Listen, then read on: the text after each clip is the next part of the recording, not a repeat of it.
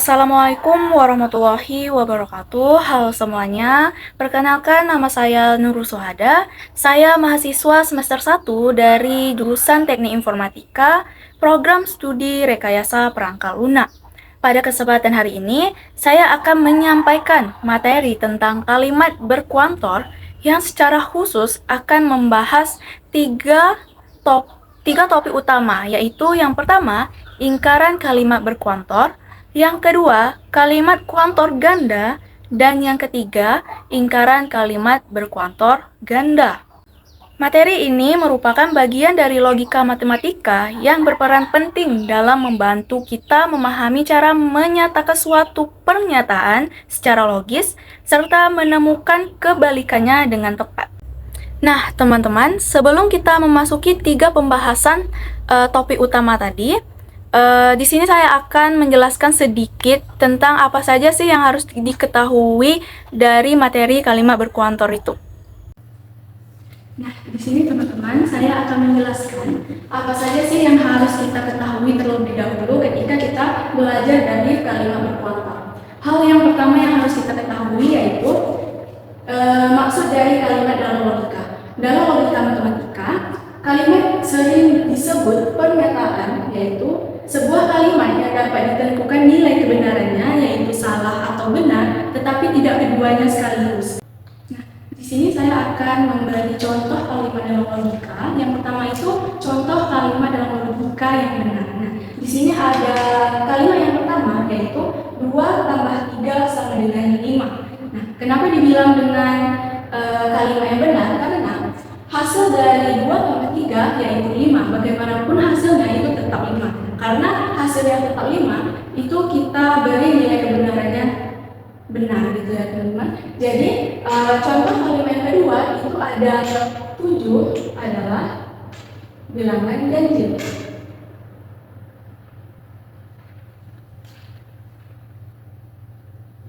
Kenapa dari contoh kalimat yang kedua ini dinyatakan nilai kebenarannya benar? Karena 7 itu termasuk bilangan ganjil, kecuali di sini tertulis 7 adalah bilangan genap, baru kita berikan nilai kebenarannya salah. Karena di sini adalah tertulis 7 adalah bilangan ganjil, jadi nilai kebenarannya itu benar. Nah, kita masuk lagi ke yang kedua ya teman-teman, itu kalimat yang salah. Gimana sih kalimat yang salah itu? Di sini saya buat contoh yang pertama itu ada 200 ditambah 200 sama dengan 500. Nah, kenapa dibilang dengan kalimat yang salah? Karena teman-teman, hasil dari 200 ditambah 200 itu sebenarnya harusnya 400. Karena di sini tertulis 500 itu kita beri nilai kebenarannya itu salah. Nah, di sini saya akan buat lagi contoh kalimat yang salah itu dengan kalimat 8 adalah bilangan ganjil. Nah, kenapa dibilang dengan kalimat yang salah? Karena seharusnya 8 itu adalah bilangan genap. Karena di sini tertulis 8 adalah bilangan ganjil, jadi kita menentukan ini adalah nilai kebenaran yang salah. Nah, begitulah penjelasan dari kalimat dalam logika ya teman-teman. Jadi selanjutnya kita bahas apa yang sih yang dimaksud dengan predikat. Predikat adalah kalimat yang terbuka yang belum mempunyai nilai benar atau salah karena masih mengandung variabel. Nah, di sini saya kasih contoh. Contoh kalimat yang pertama itu ada X adalah bilangan genap, dan contoh kalimat kedua itu X rajin belajar. Di sini dari dua contoh kalimat ini variabelnya yaitu X. Di sini masih mengandung variabel. Kalimat pertama itu X adalah bilangan genap, yang kedua X rajin belajar. Nah, predikat ini bisa ditulis dengan simbol P buka kurung X kurung. Predikat bisa dinilai setelah variabel X ini diberi nilai tertentu. Misalnya diberi dengan kuantor atau nilai-nilai angka tertentu. Sebelum kita melanjutkan contoh soal dari predikat ini, kita akan membahas dulu nih apa yang dimaksud dengan kalimat berkuantor itu. Kalimat berkuantor adalah kalimat logika yang dibentuk dari predikat dengan menambahkan kuantor untuk menyatakan jumlah objek yang dibicarakan dalam suatu semesta. Dengan adanya kuantor, predikat berubah menjadi kalimat yang benar, bernilai benar atau salah. Nah, di sini jenis kuantor itu ada dua. Yang pertama, kuantor universal yang dilambangkan dengan simbol A terbalik. Simbol A terbalik ini bisa dibaca dengan kata untuk semua atau setiap. Nah, jenis yang kedua itu ada kuantor eksistensial. Kuantor eksistensial ini bisa dilambangkan dengan simbol E terbalik. E terbalik ini bisa dibaca dengan kalimat yang pertama itu ada, yang kedua itu terdapat, yang ketiga itu paling sedikit satu. Nah, di sini teman-teman saya akan membuat contoh dari predikat yang semulanya hanya mengandung variabel. Saya akan membuat predikatnya yang sudah diberi nilai tertentu.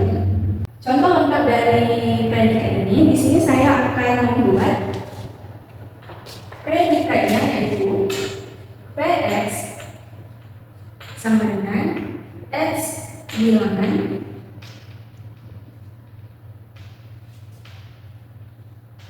benar.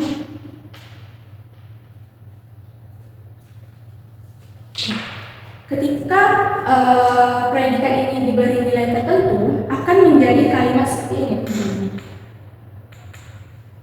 Px sama dengan 2 bilangan benar.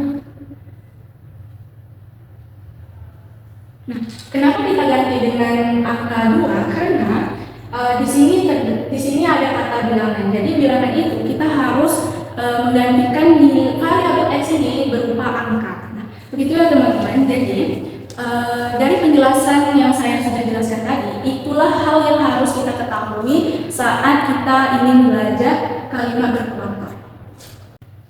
Nah, di sini teman-teman saya akan masuk ke pembahasan 3 topik utama kita. Yang pertama, lingkaran kalimat berkuantor, yang kedua kalimat berkuantor ganda, dan yang ketiga lingkaran kalimat berkuantor ganda. Nah, yang pertama ini kita akan membahas lingkaran kalimat berkuantor. Apa sih lingkaran kalimat berkuantor itu? Lingkaran kalimat adalah kebalikan logis dari suatu kalimat yang mengandung kuantor. Biasanya kuantor universal yang dilambangkan dengan simbol A terbalik, atau kuantor eksistensial yang dilambangkan dengan simbol E terbalik. Nah, dalam lingkaran, kuantor diubah dan predikatnya dinegasikan. Di sini ada aturan untuk membalikan lingkaran-lingkarannya. Yang pertama itu, lingkaran kuantor universal akan menjadi kuantor eksistensial, dan sebaliknya, lingkaran kuantor eksistensial akan menjadi kuantor universal. Nah, di sini saya sudah membuat contoh soal dari kalimat berkuantor. Nah, kalimatnya adalah semua siswa di kelas 11 mengerjakan tugas matematika. Tujuannya buat lingkaran kalimat berkuantor. Di sini langkah pertama yang harus kita lakukan yaitu sebelum kita mengingkarkan kalimat ini, kita harus membuat simbol logikanya. Simbol logika dari kalimat yang di atasnya. Di sini saya sudah membuat simbol logikanya dan saya akan menjelaskan satu-satu dari simbol tersebut. Simbol A terbalik ini adalah kuantor universal. Nah, jadi kuantor universal ini simbolnya bisa dibaca untuk semua atau setiap. Karena di sini ada kata setiap, kita memakai simbol universal. Nah, di sini saya mewakili kalimat siswa di kelas 11 itu dengan variabel x. Nah, kita sudah mendapatkan dua simbol, kuantor universal x. Nah, kita cari predikatnya. Di sini saya menggunakan predikat dengan variabel t karena mewakili si x mengerjakan tugas matematika. Nah, di sini saya simbolnya sudah dapat kuantor universal x, predikat t x. Langkah kedua ini kita buat lingkarannya nih teman-teman. Nah, sebelum kita membuat lingkarannya, jangan lupa kita harus menambahkan negasi, simbol negasi dari simbol pertama. Nah, kenapa sih harus ditambahkan simbol negasi? Karena yang diminta itu adalah lingkaran. Lingkaran dalam logika selalu ditulis dengan simbol negasi yang bisa ditulis seperti ini atau seperti ini. Simbol negasi ini bisa diartikan dengan kalimat tidak benar bahwa. Nah, jadi ketika kita sudah menambahkan simbol negasi dari simbol pertama, itu simbol ini dibaca dengan tidak benar bahwa siswa di kelas 11 mengerjakan tugas. Dari kalimat yang pertama dan kalimat yang sudah diberikan negasi ini itu jauh berbeda. Yang awalnya semua siswa di kelas 11 mengerjakan tugas matematika menjadi tidak benar bahwa siswa kelas 11 mengerjakan tugas matematika. Ketika kita sudah menambahkan negasinya, kita akan mengekivalenkan simbol dari kuantor universal ke kuantor eksistensial. Nah, kenapa kita harus mengubahkan kuantor universal menjadi kuantor eksistensial? Karena lingkaran dari kuantor universal, yaitu untuk semua, berubah menjadi kuantor eksistensial yaitu ada, dengan kalimat ada. Nah, dan juga predikatnya juga harus dibalik sehingga maknanya benar-benar berlawanan. Di sini saya sudah membuat simbol lengkapnya. Jadi ketika kita baca dari simbol lengkap ini, itu akan menjadi negasi dari pernyataan untuk setiap siswa X mengerjakan tugas. Ekivalen dengan pernyataan ada setidaknya satu siswa X yang tidak mengerjakan tugas. Nah, jadi hasil akhir dari lingkaran soal ini atau kalimat ini yaitu kuantor eksistensial X negasi TX. Nah, simbol ini bisa dibaca dengan ada setidaknya satu siswa di kelas 11 yang tidak mengerjakan tugas matematika. Kita lihat teman-teman. Dari kalimat pertama, kalimat kedua yang ditambahkan negasi, dan hasil akhir lingkarannya yang dirubah menjadi kuantor eksistensial itu kalimatnya berbeda-beda. Yang awalnya semua siswa di kelas 11 mengerjakan tugas matematika, ketika ditambahkan negasi itu akan menjadi tidak benar bahwa semua siswa di kelas 11 mengerjakan tugas matematika. Nah, jadi hasil akhir lingkarannya kalimatnya dibaca dengan ada setidaknya satu siswa di kelas 11 yang tidak mengerjakan tugas matematika. Itu dari penjelasan dan contoh soal dari lingkaran kalimat berkuantor. Nah, di sini kita lanjut ke poin kedua, yaitu kalimat kuantor ganda. Apa sih yang dimaksud dengan kalimat kuantor ganda? Kalimat kuantor ganda adalah kalimat logika yang memiliki dua kuantor. Biasanya kuantor universal dan kuantor eksistensial yang menyatakan hubungan antara dua objek atau lebih. Nah, di sini saya sudah membuat contoh soal untuk kuantor ganda. Di sini ada kalimat yang berbunyi setiap siswa punya setidaknya satu teman. Nah, tujuan dari soal ini buatkan kalimat atau simbol dari kuantor ganda. Nah, di sini saya sudah membuat simbol logikanya. Simbol logikanya ada kuantor universal X, kuantor eksistensial Y, predikat T buka huruf X, Y. Nah, apa sih yang dimaksud dengan simbol ini? Di sini saya akan menjelaskan satu persatu dari simbol yang saya buat ini. Untuk yang pertama, itu ada kuantor universal X, itu untuk mewakili kata setiap siswa. Nah, selanjutnya itu ada kuantor eksistensial Y. Kuantor eksistensial Y ini mewakili kalimat setidaknya satu teman. Nah, variabel T huruf X Y ini itu predikatnya, yang dimana di sini variabel X itu untuk kata siswa, sedangkan variabel Y itu untuk kata teman. Ini berarti ketika dibaca Y adalah teman dengan X. Nah, ketika kita baca keseluruhan dari simbol yang saya tulis ini, itu bisa diartikan dengan untuk setiap siswa X terdapat minimal satu Y yang menjadi temannya. Nah, begitu penjelasan dari kalimat kuantor ganda. Nah, di sini teman-teman kita akan membahas poin ketiga, yaitu lingkaran kalimat berkuantor ganda. Apa sih yang dimaksud dengan lingkaran kalimat berkuantor ganda? Lingkaran kalimat berkuantor ganda adalah pernyataan logika yang maknanya kebalikan secara logis dari kalimat berkuantor ganda. Dengan cara pertama itu membalikkan kuantor. Yang awalnya negasi kuantor universal akan menjadi kuantor eksistensial, dan sebaliknya negasi kuantor eksistensial akan menjadi kuantor universal.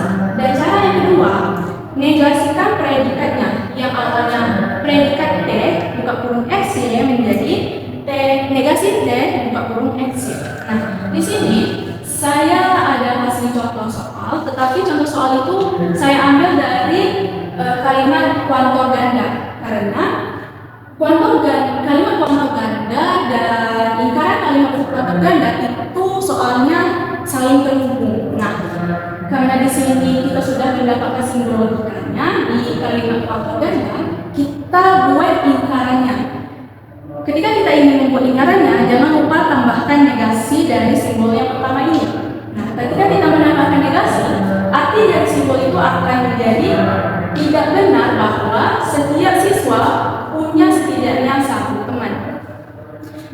Ketika kita sudah menambahkan negasi, kita akan mengekvivalenkan negasi kuantor universal menjadi kuantor eksistensial. Nah, di sini saya sudah membuat simbol lengkapnya yang bisa diartikan dengan negasi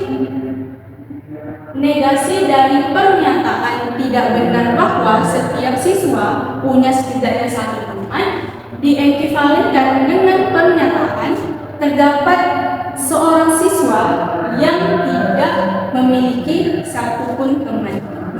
Jadi hasil akhir dari lingkarannya yaitu kuantor eksistensial X, kuantor universal Y, negasi T buka kurung X Y. Nah, simbol ini bisa diartikan dengan kalimat ada seorang siswa yang tidak memiliki satupun teman. Nah, jadi ada perbedaan arti dari setiap simbol. Yang awalnya kalimatnya itu setiap siswa punya setidaknya satu teman. Ketika kita tambahkan simbol negasi, itu akan berbeda artinya, menjadi tidak benar bahwa setiap siswa punya setidaknya satu teman. Nah, ketika kita sudah mengubahnya ke kuantor eksistensial, akan memiliki arti yang berbeda lagi. Jadi hasil akhir dari lingkarannya itu ada seorang siswa yang tidak memiliki satupun teman. Nah, di sini sekian dari penjelasan saya dari materi-materi sebelumnya dan 3 topik dari pembahasan yang saya akan buat 3 soal di video selanjutnya. Nah, teman-teman, di sini saya akan menjawab soal-soal yang sudah saya buat dan menjelaskan bagaimana simbol-simbol itu dapatnya dari mana dan bagaimana mengikatkannya. Soal pertama, bunyi kalimatnya, semua siswa di kelas ini rajin belajar, termasuk Ani. Tujuannya, buat lingkaran kalimat berkelompok.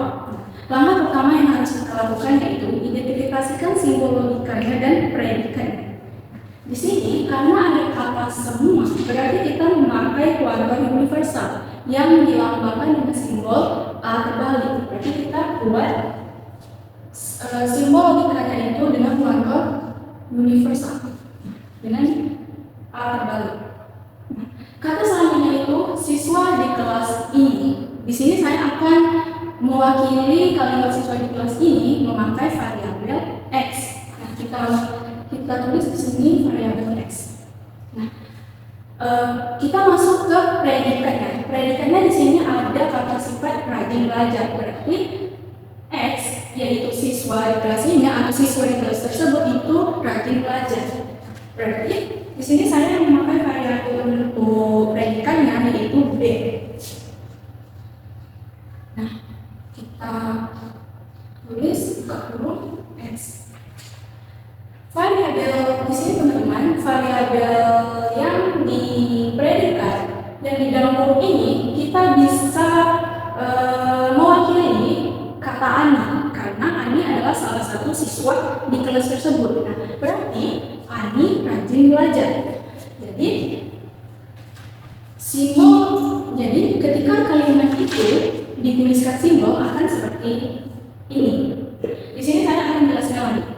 Universal, kuantum universal itu mewakili kata semua.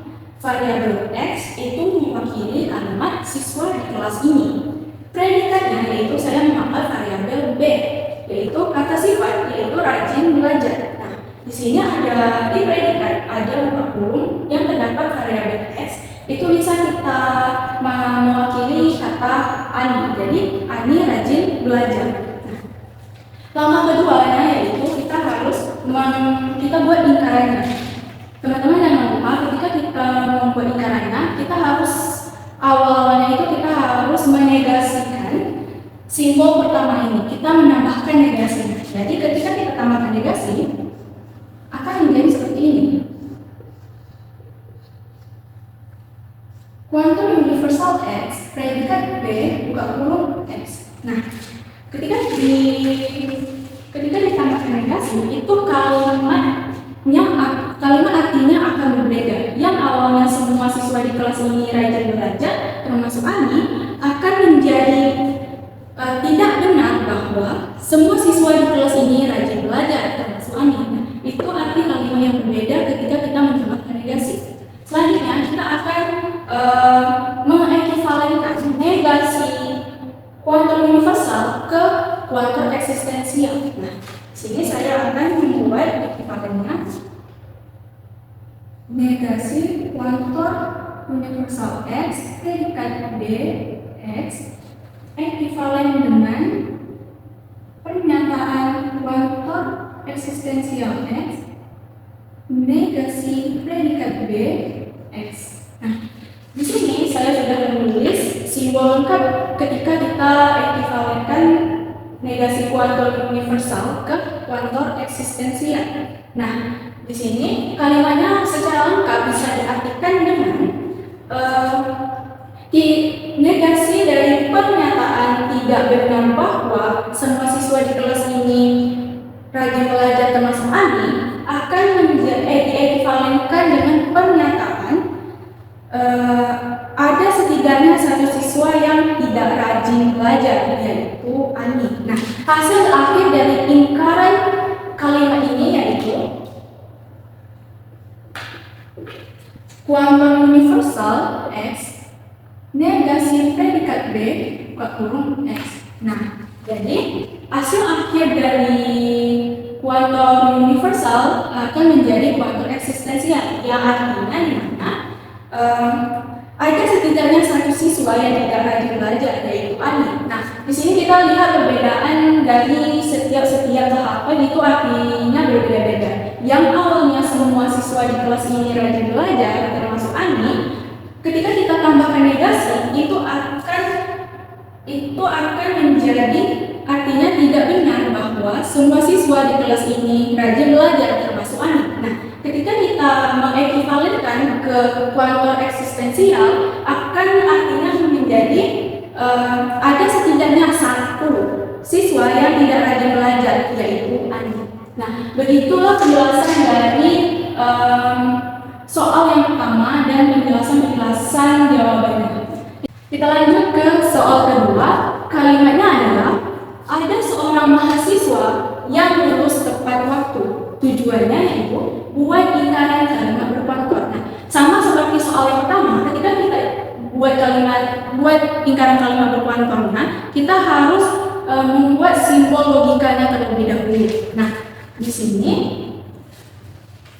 kita lihat di kalimatnya itu ada kata ada. Nah, ketika kata ada ini kita memakai kuantum eksistensial yang simbolnya seperti E terbalik. Di sini saya selanjutnya kalimatnya seorang mahasiswa. Nah, seorang mahasiswa itu saya memakai variabel X untuk mewakili kalimat seorang mahasiswa. Kuantum eksistensial X. Nah, gitu. Nah, jadi di sini kita harus mencari predikatnya. Predikatnya yaitu lulus tepat waktu. Nah, jadi si X ini lulus tepat waktu. Jadi kita tulis predikatnya. P buka kurung X. Nah, jadi begini bentuk simbol dari kalimat yang di atas ini. Nah, sekarang kita masuk ke langkah kedua, yaitu buatkan ingkarannya. Nah, ketika kita membuat ingkarannya, kita jangan lupa kita harus menambahkan negasi. Apapun itu, ketika diingkarkan, kita harus menambahkan negasi yang artinya tidak benar bahwa. Ketika kita menambahkan negasi, simbolnya akan berbentuk seperti ini. Begini. Ini akan dibaca dengan yang awalnya ada seorang mahasiswa yang lulus tepat waktu, ketika ditambahkan negasi itu akan artinya tidak benar bahwa ada mahasiswa yang lulus tepat waktu. Nah, ketika kita sudah menambahkan negasi, kita akan mengekivalenkan yang awalnya kuantor eksistensial menjadi kuantor universal. Di sini saya akan menuliskan dulu negasi kuantor eksistensial X predikat X ekivalen dengan kuantor universal X negasi predikat X. Ketika kita sudah menulis simbol lengkapnya dan ketika kita sudah mengekivalenkan ke kuantor universal, jadi simbol ini memiliki artinya yaitu negasi dari pernyataan tidak benar bahwa ada mahasiswa yang lulus tepat waktu diekivalenkan dengan pernyataan semua mahasiswa tidak lulus tepat waktu. Jadi hasil akhir dari ingkarannya yaitu kuantum universal X negasi predikat X. Nah, simbol ini bisa dibaca dengan arti semua mahasiswa tidak lulus tepat waktu.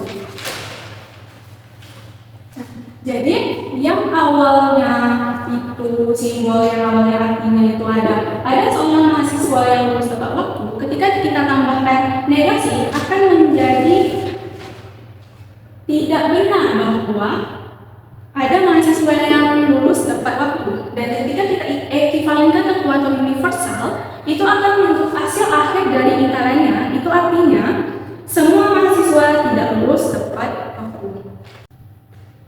Nah, di sini kita lanjut ke soal yang ketiga. Soal ketiga itu ada kalimat setiap mahasiswa membaca setidaknya satu buku. Nah, berarti kita memakai kuantum universal dan juga kuantum eksistensial.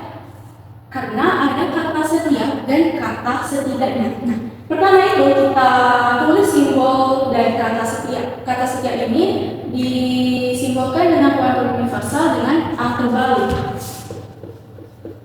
Kuantum universal, kata selanjutnya itu ada mahasiswa mewakili. Kata selanjutnya itu ada mahasiswa, itu saya memakai variabel X untuk mewakili kata mahasiswa. Nah, selanjutnya itu setidaknya satu buku. Di sini ada kata setidaknya, berarti kita memakai kuantum eksistensial dengan simbol E terbalik. Buku itu saya memakai variabel Y untuk mewakili kata buku. Berarti kuantum universal X, kuantum eksistensial Y, kita mencari predikatnya. Jadi predikatnya itu membaca. Berarti mahasiswa X membaca Y. Jadi predikatnya saya menggunakan variabel B X. Di sini kita sudah mendapatkan simbol logikanya nih. Jadi kuantum universal X, kuantum eksistensial Y, predikat B X. Nah, sekarang kita lanjut ke buatkan ingkarannya. Sebelum kita harus menambahkan negasi seperti biasa. Negasi dari simbol yang pertama yaitu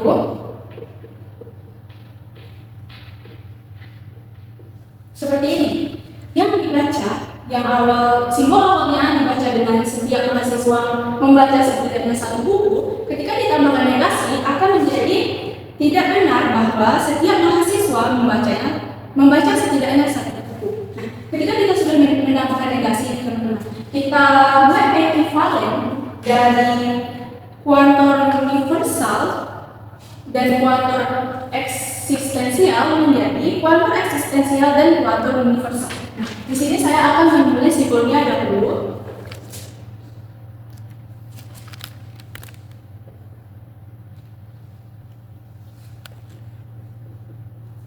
Ekivalen dengan kuantor universal.